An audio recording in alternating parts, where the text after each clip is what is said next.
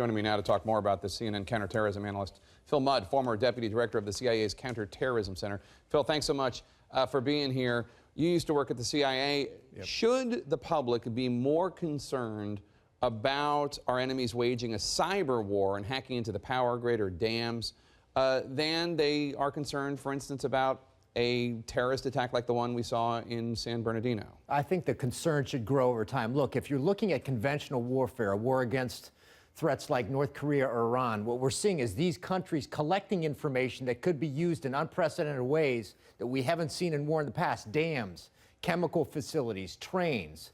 So I think if you're looking at what happens down the road and how war will be waged in the decades to come, you've got to look at this and take a leap in imagination, understand what does the world of the future look like when you don't have to actually have a physical presence to damage the infrastructure of a country like America. You had the Juniper Network hack last week. According to a study released by the Federal Energy Regulatory Commission, the U.S. could suffer a major blackout for weeks, if not months, if hackers were able to take out just 9 of the 55,000 substations across the country, just 9 of them. Has the government and the private sector, have they been doing enough to take care of this problem?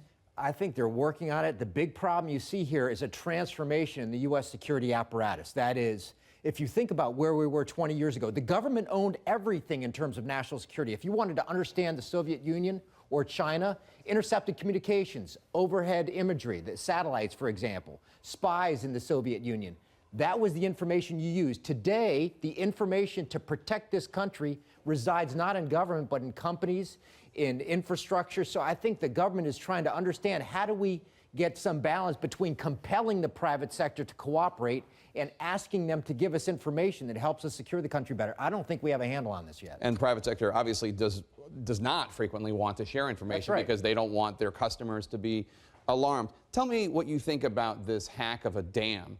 Why do that if it's such a relatively unimportant dam? Is it just a dry run, you think? I don't think it's unimportant. I think what you're looking at is the difference between collection and use. That is, if you're a security service, you're collecting information that you might be able to use in the event of a conflict.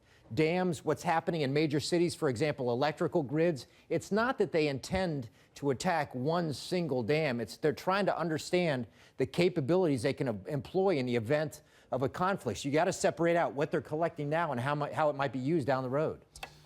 This is an alarming statistic. According to the Wall Street Journal, 295 industrial control system hacking incidents were reported from September 2014 to September 2015. That's up from 245 the year before. The number of successful hacks keeps going up.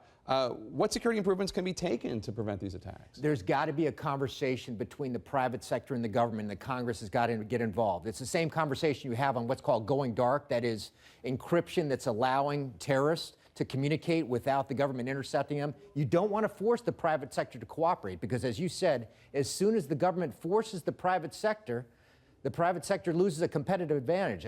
A Chinese company says, come with us. Right. We're not going to give your information over. At the same time, you can't allow this to continue without some conversation among the private sector about what are they experiencing. Let's share our experiences without revealing what's happened to us. So I think there's got to be some sophisticated conversation enabled by the government to allow sharing of information across the private sector without revealing a lot of detail. How much is the U.S. government doing this as well? For instance, we know about the Stuxnet worm that the U.S. Working with the Israelis did to sabotage the Iranian nuclear program. Is the U.S. doing this too, and the U.S. government is just not acknowledging it? Heck yeah, but you got to differentiate a few things. If you're collecting information that could be used in the event of a conflict, how does an electrical grid work? So if you're involved in a conflict in a major city, you want to take that out. There is a huge differentiation, though, in the U.S. government that other countries don't necessarily use, and that is, if you're collecting information for national security purposes, people like me, my generation, would say that's appropriate, and it's appropriate in the cyber world. If you're collecting it for commercial purposes, to allow better competition against the Chinese version of Apple or the Iranian version of General Motors, that would be viewed as not legitimate. National security, okay. Economic advantage, not okay. All right, Phil Mudd, thank you so much.